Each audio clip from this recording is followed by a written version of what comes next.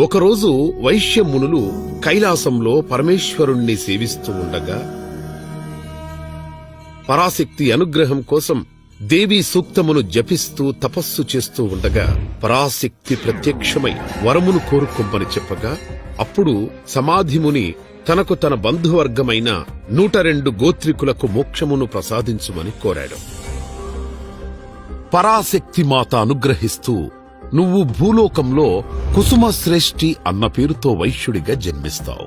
నేను నీ కూతురు వాసవి కన్యకా పరమేశ్వరి పేరుతో జన్మించి ధర్మరక్షణ కావించి మీకు మీ గోత్రికులకు మోక్షాన్ని ప్రసాదించెదను అని వరమిచ్చాడు. పూర్వం వైశ్యమునులలో శ్రేష్ఠుడైన సోమదత్తుడు సౌభాగ్యవతి అను దంపతుల సంతానం కోసం పరమేశ్వరుణ్ణి ప్రార్థించారు. పరమేశ్వరుడి అనుగ్రహంతో సౌభాగ్యవతి ఒక బాలికను జన్మనిచ్చింది. ఆ బాలికకు కీర్తి కన్యక అని నామకరణం చేశారు. ఆ బాలిక దినదిన వర్చస్సుతో పెరిగి యుక్త వయస్సు రాగానే ఆ సమయంలో పరమేశ్వరుని దర్శనార్థం వచ్చిన చిత్రకుంటుడు అను ఒక గంధర్వరాజు కీర్తి కన్యకను చూసి ఆమెను తనకిచ్చి వివాహం చెయ్యమని సోమదత్తుడిని కోరాడు. కాని సోమదత్తుడు మరియు 102 మంది వైశ్యమునులు అందుకు తిరస్కరించారు. చిత్రకుంటుడు కోపంతో మీరందరూ భూలోకంలో జన్మించి అగ్నికుండంలో పడి భస్మమౌదురుగాక అని శపించాడు.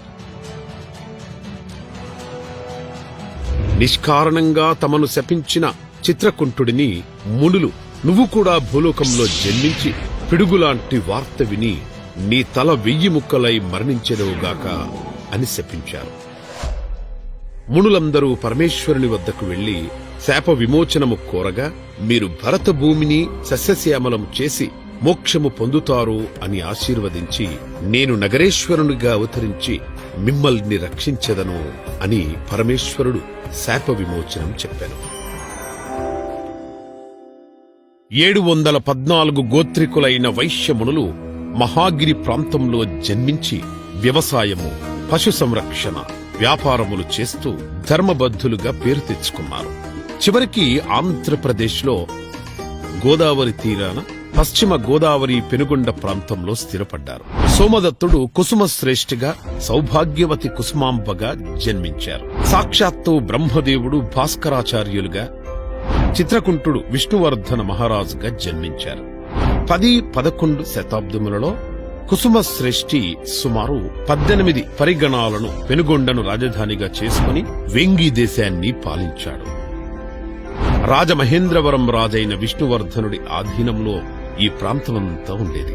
కుసుమశ్రేష్ఠుడు ధర్మరక్షకుడిగా, పెనుగొండకు రాజుగా పెనుగొండను పాలించుచున్నాడు. కుసుమాంబ మహాభక్తురాలు, కాని ఎన్ని రోజులైనా వీరికి సంతాన భాగ్యం కలగలేదు. దానితో భాస్కరాచార్యులు ఆధ్వర్యంలో కుసుమశ్రేష్ఠి, కుసుమాంబలు పుత్రకామిష్టి యాగం చేశారు.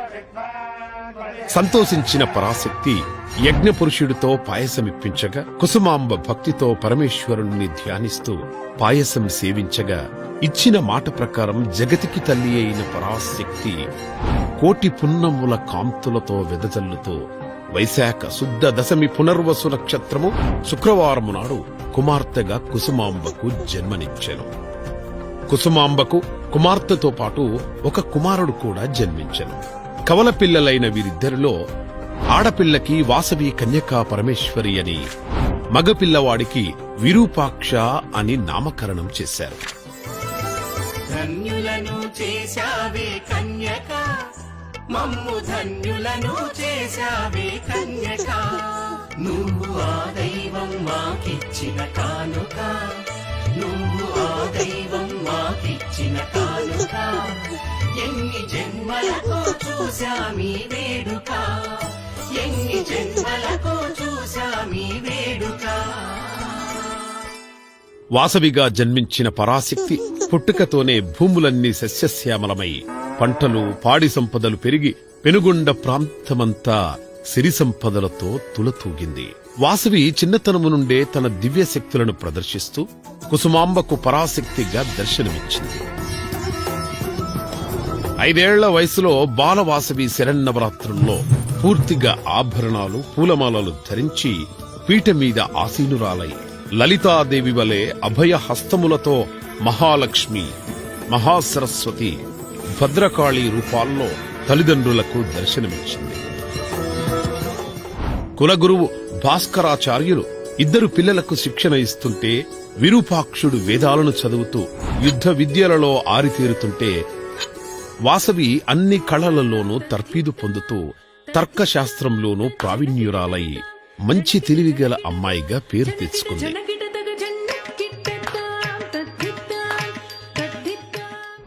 రాజరాజ నరేంద్రుడు తండ్రి అయిన చాళుక్య విష్ణువర్ధనుడు జైత్రయాత్ర ముగించుకుని పెనుగొండ మీదుగా తన రాజధాని అయిన మహేంద్రవరానికి వెళుతూ దారిలో శివాలయానికి వెళుతున్న వాసవిని చూశాడు. తొలిచూపులోనే ఆమెను గాఢంగా ప్రేమించి వివాహం చేసుకోవాలని నిర్ణయించుకుని వాసవి తండ్రి అయిన కుసుమశ్రేష్ఠికి వర్తమానం పంపాడు. వివాహితుడు, వయసులో పెద్దవాడు విష్ణువర్ధనుడికి వైశ్య కన్యనిచ్చి వివాహం చేయుటకు కుసుమశ్రేష్ఠికి ఇష్టం లేదు. ఇదే విషయం స్నేహితులతో, బంధువులతో చర్చించగా ఈ విషయంలో నిర్ణయాన్ని వాసవికి వదిలేయాలని సలహా ఇచ్చారు. వాసవి తాను జీవితాంతం కన్యగా ఉంటానని, తనకు వివాహం వద్దని ఖచ్చితంగా చెప్పేసింది. ఈ విషయం తెలిసిన విష్ణువర్ధనుడు కోపంగా వాసవిని బలవంతంగా అయినా ఎత్తుకుని రమ్మని తన సైన్యాన్ని పంపించాడు. సాహసాలు కలిగిన వైశ్యులు సామ, దాన, భేద దండోపాయాలతో ఆ సైన్యాన్ని తరిమికొట్టారు. భాస్కరాచార్యుల సమక్షంలో 18 పరగణాలకు చెందిన 714 గోత్రికులైన వైశ్య నాయకులతో సమావేశం జరిగింది. 102 గోత్రికులైన వైశ్య నాయకులు రాజుతో పోరాటానికి సిద్ధపడితే 612 గోత్రికులైన వైశ్య నాయకులు రాజుతో యుద్ధం చేసి గెలవలేమని వాసవిని రాజుకిచ్చి వివాహం చెయ్యమని చెప్పి అక్కడి నుంచి వెళ్లిపోయారు. 102 గోత్రికుల వైశ్య నాయకులతో కుసుమశ్రేష్ఠి రాజుతో యుద్ధానికి సన్నద్ధమవుతున్నాడు. ఈ విషయం తెలిసిన వాసవి అక్కడికొచ్చి తన కోసం ఈ రక్తపాతం వద్దని, ఒకరి కోసం ఇంతమంది సైనికుల ప్రాణాలతో చెలగాటమాడటం సరైన పద్ధతి కాదని, సమస్యకు యుద్ధం ఒకటే మార్గం కాదని, అహింసతో ప్రపంచాన్ని జయించవచ్చని అందరిని ఒప్పించి తాను ఆత్మహుతికి సిద్ధమైంది. వాసవితో పాటు 102 గోత్రికులు కూడా ఆత్మహుతికి సిద్ధమయ్యారు. అందరూ అగ్నిప్రవేశం చేయనవసరం లేదు, కుటుంబానికి ఒక పుణ్య దంపతులు మాత్రం అగ్నిప్రవేశం చెయ్యాలని చెప్పగానే అందరూ అంగీకరించారు. భాస్కరాచార్యులు గోదావరి తీరంలో 103 అగ్నికుండాలను సిద్ధపరిచారు. వాసవితో పాటు 102 గోత్రికులు తల్లిదండ్రులు అగ్నికుంటాలకు ప్రదక్షిణ చేసి వేదమంత్రాల సాక్షిగా అగ్నిగుండాలలోకి ప్రవేశించి అగ్నికి ఆహుతయ్యారు.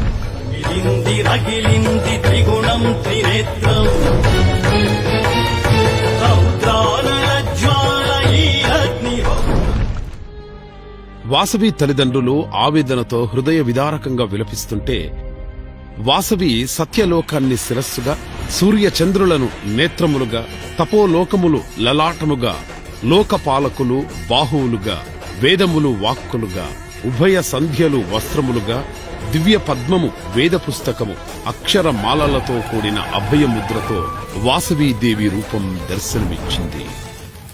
ఈనాటి నుండి నేను మీకు కులదేవతగా ఉండి నిరంతరం మీ పూజలందుకుంటూ మిమ్మల్ని కాపాడుతూ మీ వంశాలకు ఆయురారోగ్య ఐశ్వర్య సిద్ధి కలిగిస్తూ ఉంటాను అని మాట ఇచ్చింది. అదే సమయంలో పెనుగొండ సరిహద్దుల్లో ప్రవేశించిన విష్ణువర్ధనుడికి పిడుగులాంటి ఈ వార్త తెలిసి తల 1000 ముక్కలై అక్కడికక్కడ మరణించాడు. తమ వంశం నాశనం కాకుండా కన్యగా మరణించిన వాసవి కన్యకా పరమేశ్వరిని అందరూ పూజలు చేస్తూ పెనుగొండలో వాసవి కన్యకా పరమేశ్వరి ఆలయాన్ని నిర్మించారు. ఈ ఆలయం 6 అంతస్తుల గాలిగోపురంతో రకరకాల రంగులతో అందమైన శిల్ప కళతో అలరారుతోంది. ఇప్పుడు పెనుగొండ వాసవి కన్యకా పరమేశ్వరి దేవాలయం ఆర్యవైశ్యులకు పవిత్ర క్షేత్రం. అలాగే వైశ్యుల కాశీగా ప్రసిద్ధి చెందింది. పెనుగొండ వాసవి కన్యకా పరమేశ్వరి దేవి కరుణా కటాక్షాలతో ప్రజలందరూ సుఖ సంతోషాలతో జీవించాలని కోరుకుంటున్నాం.